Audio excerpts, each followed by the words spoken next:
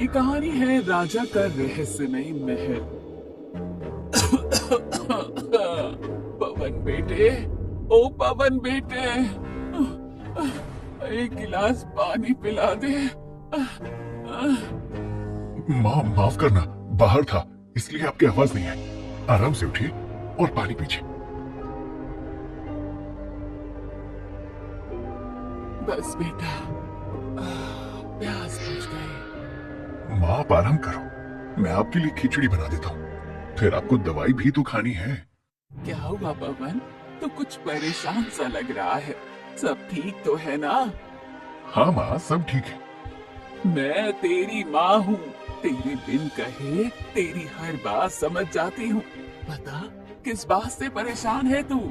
माँ, हमारे दलित परिवार से होने के कारण कोई भी गांव में मुझे काम देने को तैयार ही नहीं है। बिना काम के मैं पैसे कैसे कमाऊं? आपका भी तो इलाज करवाना है, वैद्य जी को भी तो उनकी दवाई के पैसे देने हैं। तू इतना क्यों दुखी हो रहा है? भगवान सब ठीक करेंगे। तू हमारे राजा सुरेंद्र प्रताप जी के महल क्यों नहीं जाता? हर रोज कितनी प्रजा उनके महल जाकर अपनी समस्या उन्हें बताती है। वो एक नेक दिल राजा हैं, वो तेरी जरूर मदद करेंगे। मुझे डर है माँ, कहीं गांव के लोगों की तरह अगर राजा ने भी हमारे दलित होने की वजह से हमारी मदद करने से मना कर दिया तो। लेकिन आप कह रही हैं तो मैं जरूर जाऊंगा। चलिए अब आप आराम कर लीजिए। पवन अपनी बूढ़ी माँ सुमित्रा के साथ बंधनपुर नाम के गांव में रहता था। बंधनपुर गांव के राजा सुरेंद्र प्रताप सिंह काफी नेक दिल और अच्छे राजा थे, जो हमेशा अपनी प्रजा की मदद किया करते थे। लेकिन अपने दलित होने के कारण कहीं न कहीं पवन को हमेशा यही डर था कि जिस तरह गांव के लोगों ने उसे ठुकराया है, वैसे ही उनका राजा भी उन्हें ठुकरा देगा। एक बार का कहा समझ नहीं आता क्या तुझे? मेरे पास तुझ गरीब दलित को देने के लिए कोई काम नहीं है। सेठ जी, ऐसा मत कहिए। आपने गांव के कितने लोगों को अपने यहाँ काम दिया है, मुझे भी काम दे दीजिए। मुझे भी काम की बहुत जरूरत है सेठ जी।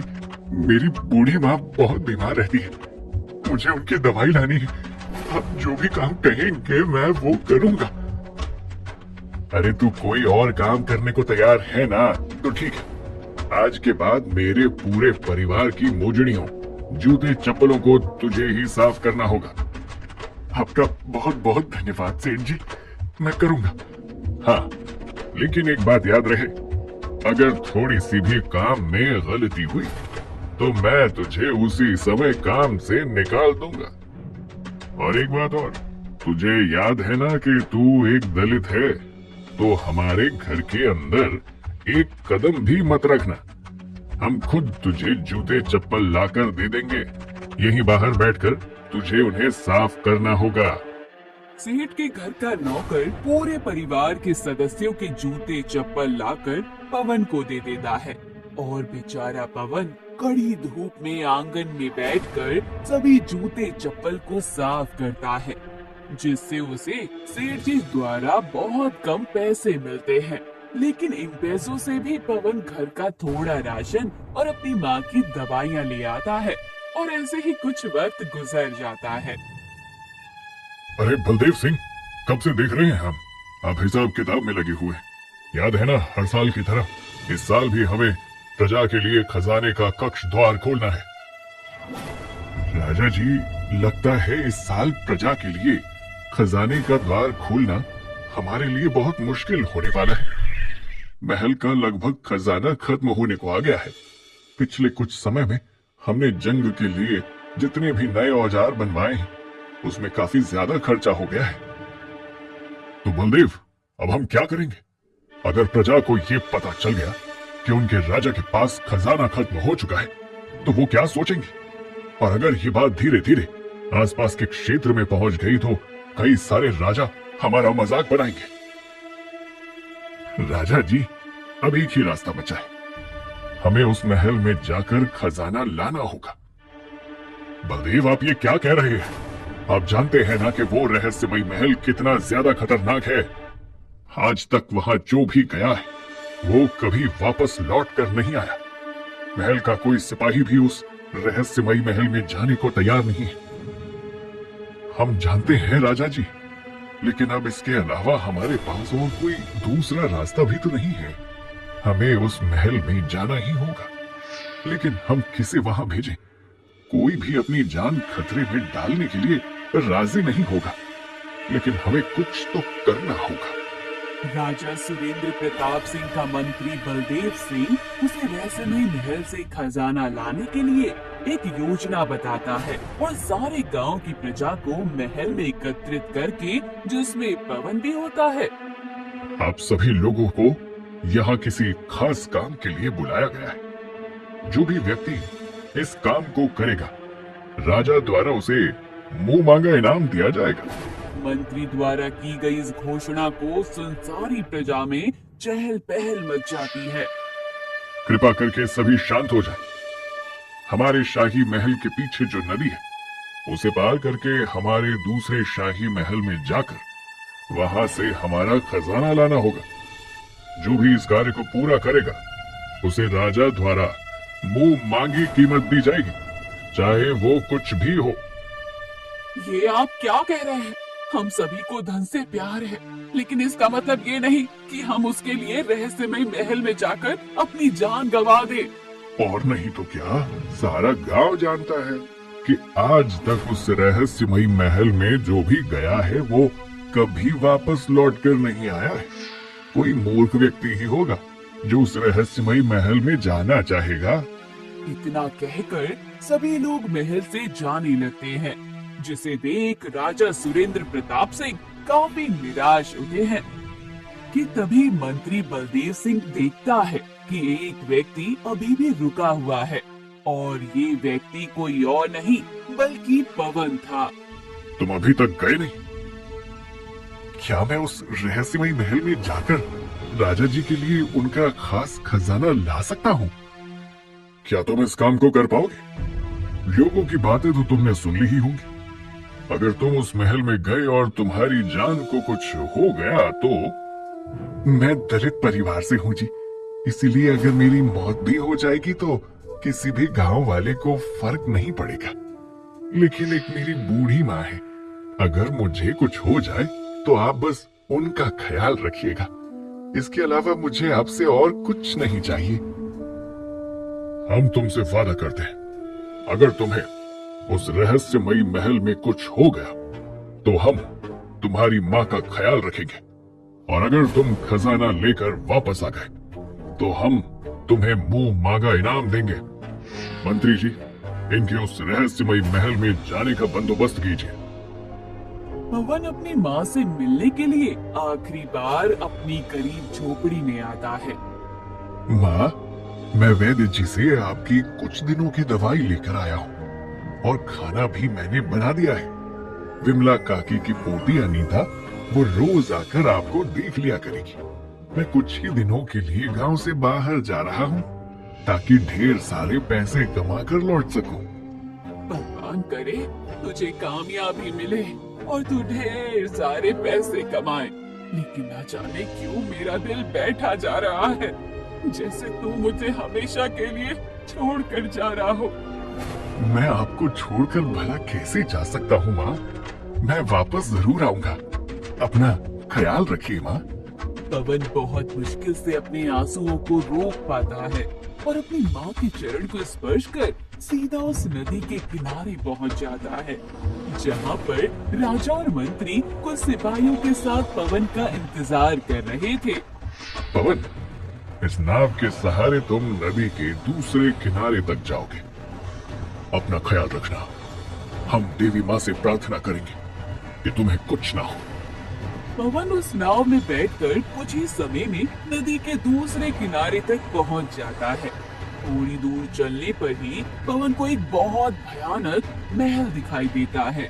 उस महल को देखकर पवन समझ जाता है कि वही राजा का रहस्यमयी महल है।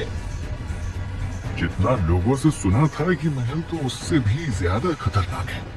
आधे से ज्यादा लोग तो इस महल को देखते ही डर जाते होंगे। पवन अब धीरे धीरे उस रहस्यमय महल की तरफ बढ़ रहा था। जैसे जैसे पवन के कदम उस महल की तरफ जा रहे थे, वैसे वैसे पवन को एक अजीब सी बेचैनी होने लगी थी। चारों तरफ काफी ठंडी ठंडी हवाएं चल रही थी, लेकिन पवन को काफी पसीना आ रहा था। मौसम भी कितना साफ है, लेकिन मुझे इतना पसीना क्यों आ रहा है? और ये अचानक घबराहट, बेचैनी क्यों हो रही है? लगता है मेरे ऊपर जाने का वक्त नजदीक आ गया है। पवन महल तक पहुंच जाता है। पवन जैसे ही महल का दरवाजा खोलने के लिए अपना हाथ बढ़ाता है, तो महल के दरवाजे अपने आप ही खुल जाते हैं और अंदर से कई सारे तादाद में चमगादड़ उड़ते हुए बाहर आते हैं। पवन नीचे झुककर उन चमगादड़ों से बचता है और अब महल के अंदर जाता है। उस रहस्यमय महल की हालत अंदर से काफी ज्यादा खराब थी। ढेर सारी धूल, मिट्टी और मकड़ी के जालों ने महल पर पूरी तरह से कब्जा कर लिया था। यहाँ तो कितनी गंदगी है और बदबू भी आ रही है। ये महल भी कितना ज्यादा बड़ा है। अब इतने बड़े महल में मैं खजाना कैसे ढूंढूंगा? हाँ, अरे याद आया, मंत्री जी ने बताया था कि खजाना तीसरी मंजिल के ऊपरी किसी कमरे में रखा है। पवन फूंकते फूंकते अपने कदम बढ़ाता है और सीढ़ियों के सहारे ऊपर जाने लगता है। पवन अभी पहली मंजिल पर ही पहुंचा था कि तभी अचानक एक कमरे का दरवाजा खुलता है। उस कमरे में ढेर सारे इंसानों के कंकाल थे, जिसे देख पवन काफी ज्यादा डर जाता है। ये क्या, इतने सारे इंसानी कंकाल? लगता है ये वही इंसानों के कंकाल हैं जो यहाँ पर आए थे। मुझे तो लगता है यहाँ कोई चुड़ैल डायन है, तभी तो इसे रहस्यमयी महल कहते हैं। कितना खतरनाक है ये सब। जो भी यहाँ आता है वो कभी वापस जिंदा बचकर नहीं जाता। ये कहाँ फंस गया मैं, लेकिन अब आया हूँ तो काम तो करना ही पड़ेगा। पवन जैसे जैसे आगे बढ़ता है तो उसे ये महसूस होने लगता है कि कोई बार बार उसके साथ साथ गुजर रहा है। किसी की सांस बार बार उसके कानों में गूंज रही है। पवन डरता डरता तीसरी मंजिल तक पहुंच जाता है और एक एक कर सारे दरवाजे को खोल खजाने को ढूंढने लगता है कि तभी एक दरवाजे के पीछे पवन को ढेर सारा सोना, हीरे जवाहरात मिल जाते हैं। इतना सारा खजाना! मैंने तो सोचा भी नहीं था कि किसी रहस्यमय जगह पर इतना खजाना हो सकता है। एक एक कर सभी चीजों को बाहर निकालता हूँ और इन्हें जल्दी से लेकर राजा के पास पहुँच जाता हूँ। पवन जैसे ही उस खजाने से भरे कमरे में अपना कदम रखता है कि तभी पवन को कोई अदृश्य शक्ति खींचती हुई तीसरी मंजिल से सीधा नीचे हॉल में लाकर फेंक देती है। मेरा हाथ! कौन है? सामने आओ। किसने मुझे इतनी बुरी तरह से धक्का दिया? इस महल की मलिका हूँ मैं, महारानी मलिका। बोल, क्या करेगा तू? इसका मतलब मेरा शक सही निकला। इस रहस्यमय महल का यही रहस्य कि इस महल में एक चुड़ैल है। वो चुड़ैल पवन को भी मारने के लिए आगे बढ़ रही थी कि तभी उस चुड़ैल की नजर पवन के गले पर जाती है, जिसने रुद्राक्ष की माला पहनी थी। जिसे देख चुड़ैल डरते हुए पीछे हो जाती है। इतनी हिम्मत कि तू मेरे महल में रुद्राक्ष की माला पहन कर आया है, बता दे इसे, वरना मैं तुझे खत्म कर दूंगी। इस रुद्राक्ष की माला की वजह से तुम मुझे हाथ नहीं लगा सकती हो। आखिरकार तुम हो कौन और क्यों राजा के इस महल पर कब्जा करके बैठी हो? मैंने तो बचपन से सुना है कि चुड़ैल हमेशा हर किसी का घर उजाड़ देती है और उनकी चीजों पर कब्जा कर लेती है, और आज वो सभी बातें सच निकली। क्या कहा तूने? तू जानता है कि ये महल किसका है? इस महल की रानी कौन है? मैं हूँ इस महल की रानी, और आज ये सब जो हो रहा है ना, उसका कारण भी तेरे राजा हैं। विशाखा जी, आप खुश तो है ना? आपको हमारा महल पसंद तो आया है ना? राजा जी, भला इतना सुंदर महल किसे नहीं पसंद होगा। हम बहुत खुशकिस्मत हैं। आप जैसे राजा की अर्धांगिनी बनने का सौभाग्य हमें मिला है। महेंद्र प्रताप सिंह ने विशाखा से दूसरी शादी की थी। महेंद्र प्रताप सिंह की पहली पत्नी गायत्री देवी इस शादी से बिल्कुल भी खुश नहीं थी। गायत्री देवी के बेटे सुरेंद्र प्रताप सिंह को जन्म लिए हुए अभी सिर्फ कुछ महीने ही हुए थे और इसी बीच राजा ने विशाखा नाम की एक राजकुमारी से दूसरा विवाह रचाया था। जो हक सिर्फ गायत्री देवी का था, वही हक विशाखा का भी था। तुम्हारी इतनी हिम्मत कि तुम हमारा ये सोने का हार पहनो? ये हार हमें राजा जी ने दिया था। उतारो इसे, ये सिर्फ हमारा है। जो चीज तुम्हारी है वो चीज सबसे प्यारी भी हमारी है। क्या हो गया अगर हमने कुछ समय के लिए सोने का हार पहन लिया तो? पहले तुमने हमसे हमारे राजा छीने और अब हमसे हमारी चीजें छीन रही हो। हम ऐसा नहीं होने देंगे। अक्सर गायत्री देवी और विशाखा में हर छोटी बड़ी चीज को लेकर लड़ाई हुआ करती थी, जिससे परेशान होकर अब महेंद्र प्रताप सिंह ने एक फैसला किया। ना गायत्री देवी कभी शांत होगी और ना ही विशाखा। इसलिए अब हमारे पास इस लड़ाई को खत्म करने का सिर्फ एक उपाय है। हमारे महल के पीछे नदी को पार करके हमारा जो दूसरा महल है, अब से उस महल में विशाखा रहेगी और इस महल में गायत्री देवी। ये आप क्या कह रहे हैं? वो महल हमारे सुरेंद्र प्रताप सिंह का है।